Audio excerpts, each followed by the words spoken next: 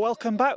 Today I'm at Burton Consable Hall for a classic car show with the East Yorkshire Thoroughbred Car Club, and already there's a fantastic selection of cars here, some that I've never actually seen before. Cars like this Riley Pathfinder here, which is owned by Jez. Morning, Jez. Hiya, how are you doing? Excellent, thank you.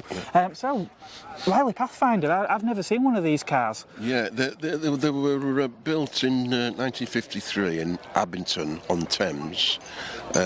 They made about 5,200-ish over a period of, I think it was 5 or 6 years, which is quite minimal for that period of time. But and then about getting up to 2,000 were export models like this one. This one went to Australia, spent all its life there, and then restored in 2016 and shipped back to the United Kingdom 2021 by myself. Yeah, you were saying you've had this car about a year or so, and so obviously already fully restored at that point. Yeah, absolutely fully restored. Yeah, I've had a few little teething jobs to do, but nothing outrageous.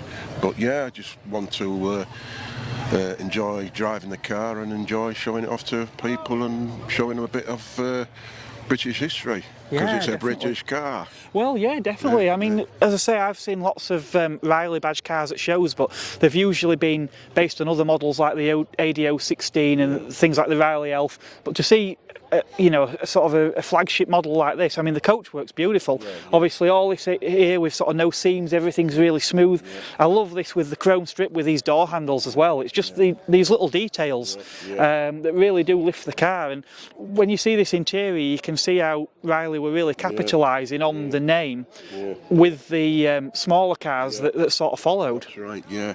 Well, it's a car that was used by the police in the 50s. And it's actually classified as a 6-seater, including the driver, which is quite an unknown thing in British cars, because obviously they're either 4 or 5 passengers. Yeah. So it's quite a spacious car, and it pulls well and drives well and looks well. Certainly for the time, I mean, it would have been quite a wide car, wouldn't it? Not like cars today. Obviously, a lot of the American cars of the era had that bench seat in the front, didn't they? Right. Yeah.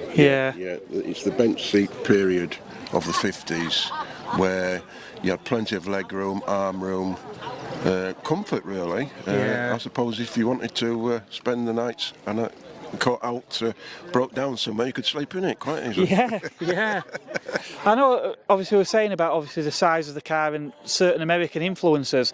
They've been quite restrained in some respects with this, because a lot of cars of the era, bigger cars, they imitated the American with the fins and everything, but they've not done that here, have they? No, this is designed by Gerald Palmer in the 50s, who designed a few other cars. I think he designed the Wolsey 690, I think. Yeah, they're very similar to this car actually in style. So his styling really brought the Riley forward into the modern 50s, 60s period. A kind of middle of the range executive type car, really. So obviously maybe not quite on a par with Rolls-Royce, but certainly things like Rover and Jaguar of the time would have competed with. It's a lovely car to drive and a pleasure to have. I'm very fortunate. Here we are with the so you have to turn that to get it open. Oh right, that's an interesting. So obviously a big car needs a big old engine to pull it along. So what have we got in there? There's a 2.5 petrol twin carburettor engine. What they called in that period, and ran for quite a long time, they call it the Big Four, because it's just 4-cylinder, not 5 or 6. So it was a very, very reliable, proven engine. So they ran it for quite a number of years. So as they say, if it's working right, then leave it, or don't fix it if it's not broken, sort of thing. Definitely. But yeah, there's the twin carbs there, and Well, the engine, it's very basic, really. And what transmission is it coupled up to? It's 4 gears, manual. Right. Gearbox with a reverse. Yeah. Yeah. And power-wise, what are we looking from one of these? Power? Yeah. Oh, it's probably about 103 brake horsepower. Which for the 1950s is very respectable. It was noted for doing 100 mile an hour. Yeah. I wouldn't know if that was effortlessly or. Well, if you think when the M1 opened in '59, was it? Yeah, and I think there were more cars on the hard shoulder than there were actually on, and that were just cars that were flat out at 70 mile an hour. So to have a car that could achieve 100 miles per hour in the 1950s was quite a thing, weren't it? Probably why the police took it on as one of their police cars, as well as the Wolsey 690 or is it 680? I can't remember. But yeah, that would. They've got to keep up with the robbers. Yeah, definitely. Well, it'd be a classy robber that'd be driving away in one of these, wouldn't it? That's marvellous, Jess. Thank you very much. I've really enjoyed having a look round and learning a bit of something, because, no problem, as I say, I've certainly never seen one of these before, and I'm sure a lot of the viewers probably haven't as well. Well, I've had 2 people today who said I've not seen one of these before, so yeah. That just proves to show that a lot of the cars of this era are becoming rarer and rarer. So, people don't know they're there. So it's here now for everybody to see. Yeah, excellent. That's brilliant. Thank you very much, Jez. Yeah. So that's the beauty of these kind of shows. You come and you always see something different. You'll see a lot of cars that you have seen before, but there'll always be that 1 or 2 cars that's something just a little bit different. Now, the car we have behind me here is my childhood bedroom wall poster pin-up, Ferrari 512 Testarossa, one of my all-time favourite cars. Registration on here, quite possibly a private registration, but it has got the letter F, which would have been sort of a 1989 year for the UK, which does sound about right for this car. Obviously, it's got the lower door mirrors, which were later, the very early cars had a single mirror that were mounted higher up. A bit of confusion over legislation, I think, led to that. But we've got the black skirts and these earlier design 5-spoke alloy wheels. Now, later the car was facelifted into the 512 TR model, which looked very, very similar, but was just sort of rounded off a little bit, a few other updates under the metal as well. The very last cars were the 512M. Which don't have quite as much love for them. They were quite radically restyled, so they lost the pop-up headlights and they lost these beautiful louvers at the back with the lights behind, in favour of the round lamps that was sort of echoing the style used on the smaller 355 at the time, which were quite sad. But as I say, I absolutely adore these cars. I think they look so 1980s with these side strakes as well.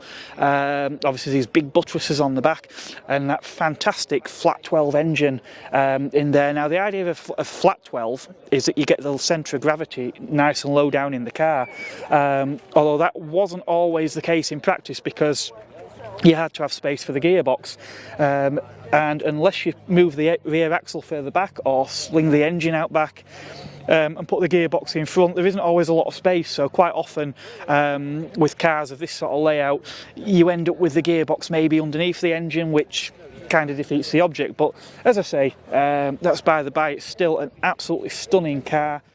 Obviously at the time, rival Lamborghini had the Countach as their flagship, but nonetheless this car still looks every bit as dramatic, with these sort of wider haunches at the rear, obviously quite a low roof line, pop-up headlights, which you had to have in the 1980s, but just everything about this, the styling of this car, it's just a completely timeless design in my opinion. I'm joined here by Linda and John, who have got this fantastic Panhard, another car I have never seen before, and a really interesting one that's getting quite a lot of attention. So tell me, how did you come to be in possession of this fantastic car? My husband saw it on the internet, told me he was getting it. I had no choice, he got it. It arrived a week or two later on the back of a transporter, and the rest is history. So the key to any good relationship, you've discussed it thoroughly first. Oh, yeah. Yeah, I'd never do a thing like that. I made sure mine came home on transport at the same day. Far off, actually. I did say a few choice words which we wouldn't want to broadcast. But obviously a bit of time's passed since then, and I trust you've had some good experiences, some good, nice adventures with this car. Well, it took 4 or 5 years to sort it, and this year is the first year we've actually used it. We've had a few teething problems, but we made it today. Yeah. So, John, you were telling me obviously this is quite a rare car. There's only 2 or 3 maybe in the UK. I think there's 3 in the UK, and we belong to the Panhard Owners Club, which is about the only way you can get any parts for it. Right. And there's 50 members, but not all of them have got cars. Yeah. And there are other models apart from this 24CT. Okay. There's the Dyna and the PL17, and some of the ones that went before it. This is the last of the Panhards. Oh, right, okay. Yeah. Right, I see, interesting. Obviously under the bonnet we've got quite an interesting layout. It almost reminds me a little bit of a Citroen 2CV, although with a larger capacity. So you were saying it's a flat twin. It's about 800cc? Yeah, it's pretty similar to a 2CV, but on steroids this. And it's developing 60 horsepower. Yeah. And that can make the car, with the aerodynamic shape of the bodywork, reach 100 miles an hour. Yeah. I imagine it's not a particularly heavy vehicle as well. I'm not sure of the actual weight, but it's made out of very thin material. Yeah, yeah. Yeah, wonderful. Well, it's great. I've certainly enjoyed having a good look at it anyway, and I say that engine, it must make quite a unique sound. It must be quite addictive. Yeah, it sounds, there again, it sounds a bit like a 2CV. Yeah, air-cooled. It's air-cooled, yeah. Yeah, yeah. It sounds like a 2CV with a bit more volume. Right. And, but yeah, the characteristic is very similar. Yeah. Excellent. Well, thank you very much for having a chat with me and letting me have a look at the car, and I'll let you get back to enjoying your day. Thank you very much. Thank you. Now, outside of a museum or a big Italian car show like Festival Italia, you just don't see Lancia Stratos. Now, this particular one, like many, is not actually an original Stratos, rather a sort of a kit build known as a Hawk, but a very, very nice one indeed. Now, originally these cars were built for rallying, had a very short wheelbase and a mid-mounted Ferrari Dino V6 engine. Now, I did have a chat with the owner who said V6 Dino engines not the easiest things to come by, so people tend to use other engines as a substitute. Now, this particular car has got a very nice engine in there. It's got a 3.2 litre version of the Alfa Romeo Busso engine, so one of the nicest sounding engines ever made, and the 3.2 was one of the later iterations with a bit more power, so really does suit these cars very, very well indeed. As always at these larger shows, it's impossible to feature every single car in just the one video. It'd run on for days. But it's not just sports cars that have caught my eye here today. Things like this Reliant Fox, I've not actually seen one in the wild for quite some time.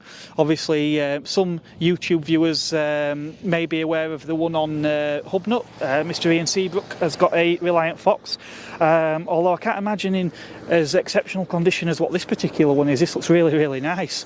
Obviously, Reliant were known more for three-wheeled vehicles. They did have some other four-wheelers, things like the Reliant Kitten, but this was sort of their small commercial vehicle of the time. And yeah, really nice to see that one here. Behind that as well, Jaguar S-Type. Not the modern S-Type, the original S-Type. Looked a little bit like the Mark II, but with a few interesting evolutions. So this particular model would have had the independent rear suspension and those same inboard disc brakes as you would have found on something like the E-Type, for example. So a few weeks ago I attended a show on the cliff tops over in Bridlington, and one of the star vehicles for me over there on the day was a Thames Dormobile.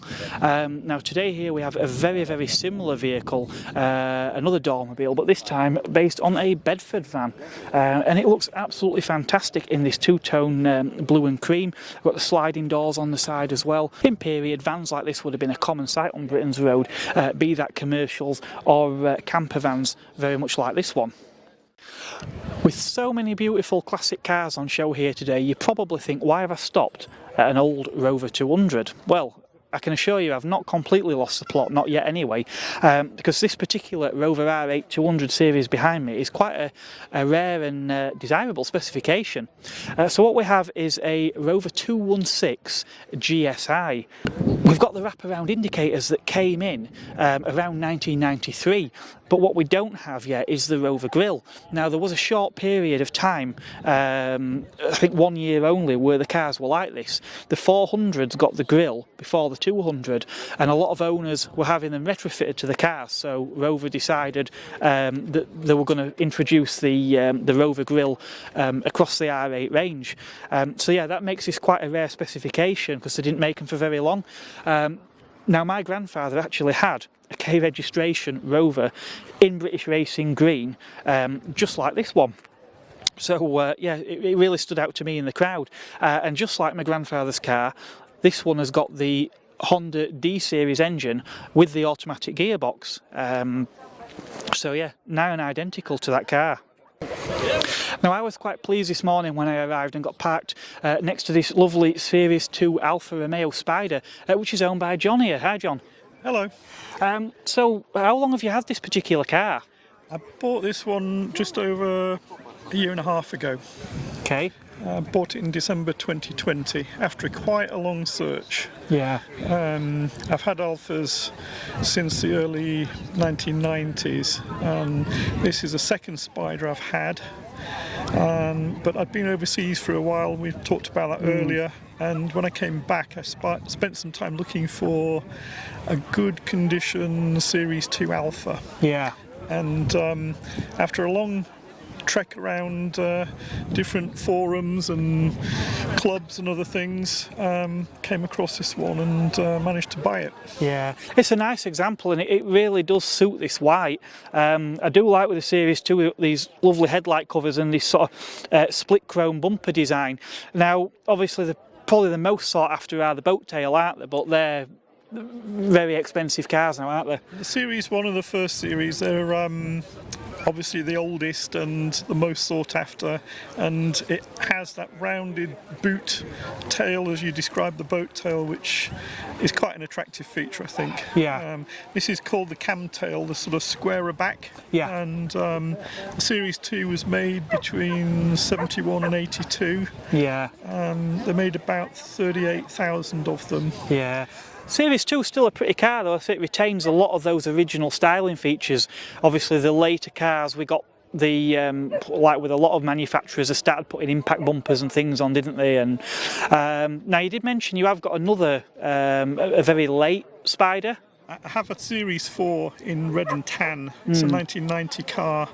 Yeah, that's a slightly more modern car with a fuel-injected engine and power steering, whereas this is a bit heavier to drive. Yeah. What engine's in this one then? This is a 2-litre engine. Okay. It's got about 130 horsepower. Yeah. A twin cam unit? It is. It's got Weber carburetors. Yeah. And yeah, it's quite sporty when you put your foot down. Yeah, yeah. And obviously with a car like this, especially being an open top as well, performance isn't everything, but having the sound that only an Alfa Romeo tends to make, it must be quite addictive. Yeah, it is. It's comfortable to sit in and to drive, but yeah, you need to wrench the steering wheel a little bit round the corners and the roundabouts. Yeah, yeah. Well, that's marvellous. Thank you very much. Oh, you're welcome. This is quite an original condition. It's not really been touched very much in its lifetime, and it's low owners, fairly low mileage. Yeah. Good investment. Yeah, marvellous. Thank you.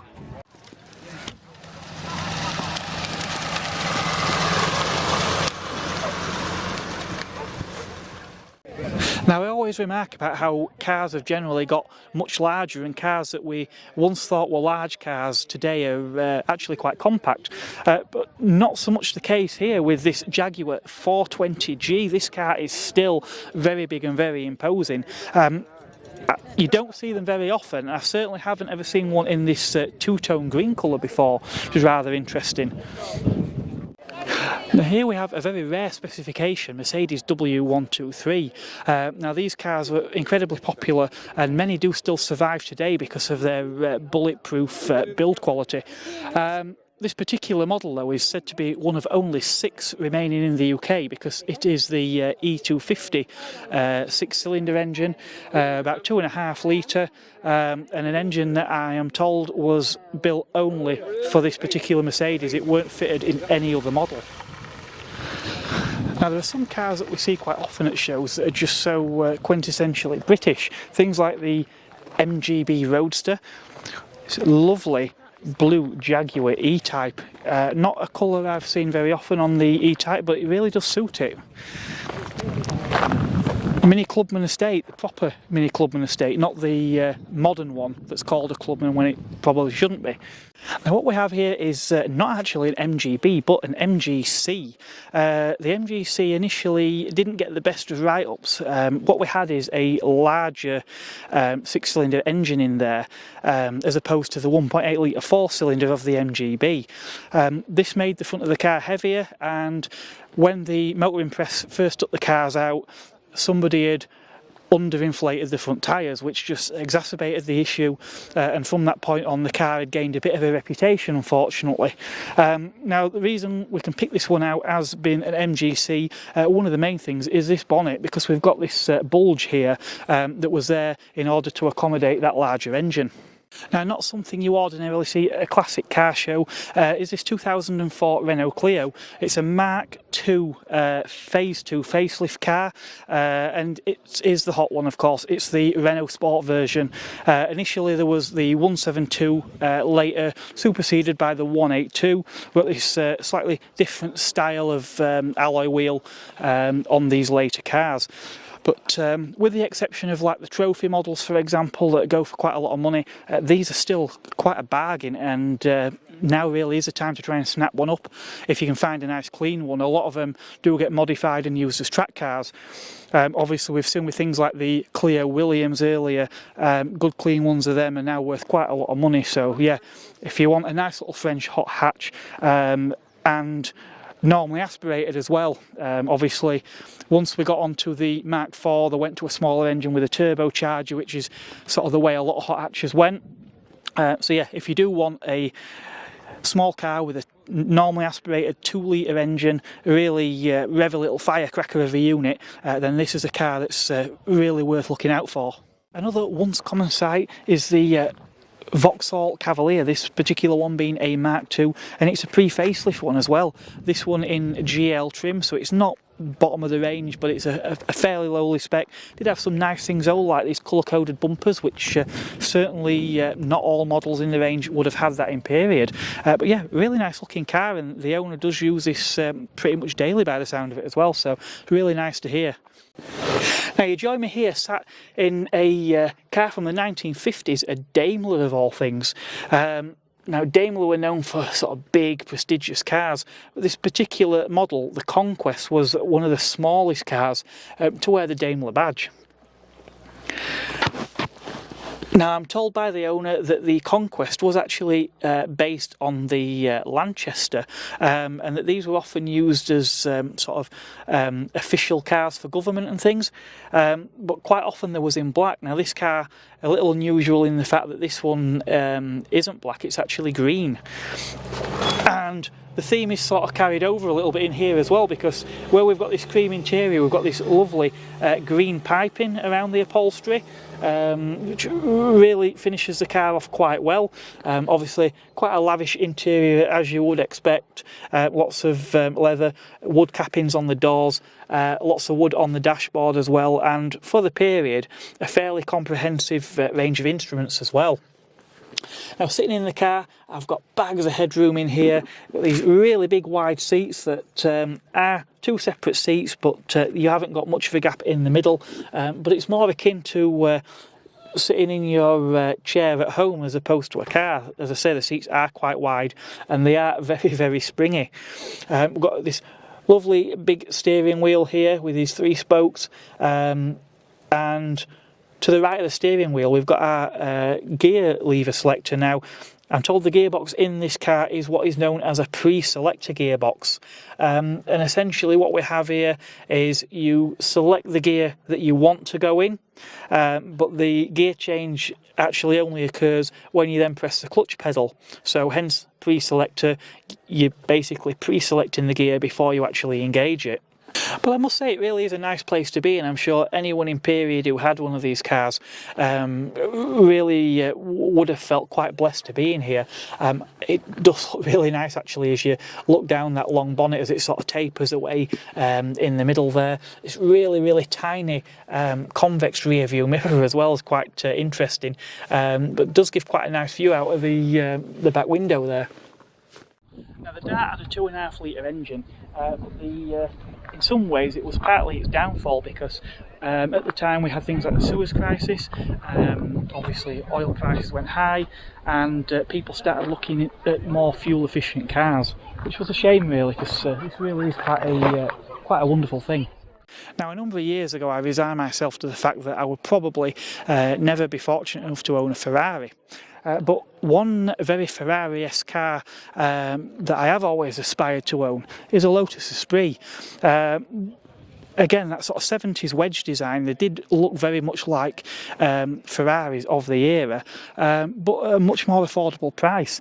Now, whether even the entry-level Ferraris typically had a V8 or, in case of the Dino, a 6-cylinder, Lotus at this time had stuck with 4-cylinder engines. Originally a normally aspirated engine, but by the time we got to this Series 3 here, we had the 2.2 litre 4-cylinder turbocharged engine, producing a little over 200 horsepower. Now, this Series 3 Turbo is one of the later Giugiaro designed cars. Before they moved on to the Peter Stevens design, I think the only thing that sort of came after this would have been the Turbo HC version. But yeah, really, really nice to see this. Looks fantastic in blue. Obviously, being the Turbo, we've got this extra aero kit down here, bit of aero down here as well with these air intakes and the turbo graphic on the side, and of course the BBS alloy wheels as well. These cars did have to borrow a few parts, so we had things like marina door handles and tail lights from the Rover SD1, but obviously Lotus was a low volume manufacturer.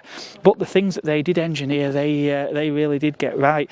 These cars were known for being some of the best handling cars, and I remember seeing a road test once of the last of the line models with the V8 engine, and they compared it to its contemporary of the time, the Ferrari 355. The Esprit actually pulled more G's in cornering than what the Ferrari was capable of, which I think really is testament to that Colin Chapman ethos of keeping the cars light.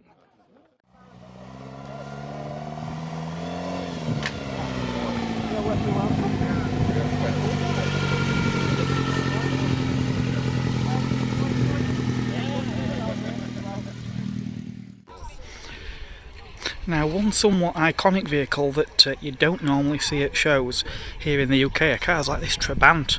Now, the Trabant was an East German car. Don't know a great deal about them. I think they had a 2-stroke engine, and bodywork I think were made from some sort of weird, I don't think it was glass fibre, I think it was a mix of probably horsehair and some very strange concoction of chemicals. But yeah, as I say, I don't know a lot about them, but there was something of an iconic East German car. Oh, and a nice touch there, we've even got the DDR, the Deutschland Democratic Republic, but to you and me, otherwise known as East Germany. Now, a car that was very popular in its day, especially in the States, was cars like this Datsun, this particular one, a 240Z, and is owned by Richard here. Afternoon, Richard. Hello. So, how did you come to own a Datsun then? Well, I had one in 1980, which rotted out on me. Okay. It's because there were rot boxes. Yeah. Terrible.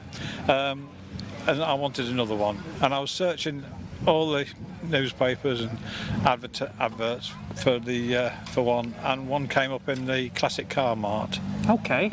In 1997. All right. So from 1982, I was looking for one right through to 1997. Yeah. And I saw one, and it said in the advert, right money to the right person. Yeah. So I rung the chap up, and he was 200 mile away. He wouldn't even tell me the colour. Okay. He said, come and have a look at it. Right. So I went to have a look at it, and I went to a 2-hour interview to get it. Yeah. And he said, after the 2-hour interview, he said, showed me the car, and I looked at it and I said, I can't afford this. Yeah. Because it's unrestored Okay. and it's unmolested. Well, that's a big thing, isn't it, with these cars, unmolested? I mean, obviously, you having had this sort of best part of 25 years was the right time. If you try and find one of these cars now, It's impossible. yeah, especially finding a clean original car. Obviously, Japanese sort of sports cars with the sort of drift scene and all the modified cars and everything, they just don't exist like this anymore, do they? No, it's there's no rust on it at all. He wanted to see it again when it was all polished up, Yeah. and we had to keep her name, which is Dolly Datsun, and she's Dolly Datsun. It is a nice car, and it drives as well as it looks. Yeah, they always did say that they drive quite well. And now, obviously, a lot of these cars ended up stateside, didn't they?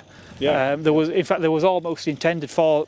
The Japanese were quite envious of the British sports cars, how well they did in the American market, and this was their effort to break that market, wasn't it? It was, yeah, but there was a success in this country because there was Japanese. They used to call them the Japanese E-type. Yeah, but it was like the British sports cars, but they started on the morning. Yeah, they're very reliable. You know, it's not on electronic condition. It's still on points and condenser, and it starts beautiful every time. Yeah. And how much use does the car get? Is it a sort of a Sunday show car, or does it? It goes out nearly every weekend. Excellent. During the summer, never goes out in the wet, but it sometimes comes back in the wet. Yeah. But it never goes out in the winter either. Yeah. Yeah. Excellent. Well, it's so you've had 25 good years, and hopefully you'll have quite a few more years to come of enjoying this. Oh, definitely. Yeah, brilliant. Well, thank you very much. It's been lovely chatting to you. Yeah, Thank you. Thank you. I think that about wraps us up here today. Time is getting on, a lot of cars are leaving. There will of course be a few more shows hopefully still to come, and I'm hoping that come the winter, when a lot of the classic car shows start to finish, that there'll still be other events on, such as the ones that I filmed last year at the Motorist. I've still got a car review to come. We are at the time of filming this, we were getting very, very close to that 500 subscriber threshold. Now, the 500 subscriber threshold is quite important because it'll allow for a few other YouTube features, such as live streaming and community posting. Yeah, hopefully by the time this video comes out, we'll have either hit that mark or we'll be very, very close. I have been filming a car review, which I will probably release nearer the time, maybe even as a special, so do keep an eye out for that one. In the meantime, look after yourselves, and I will catch you on the next one.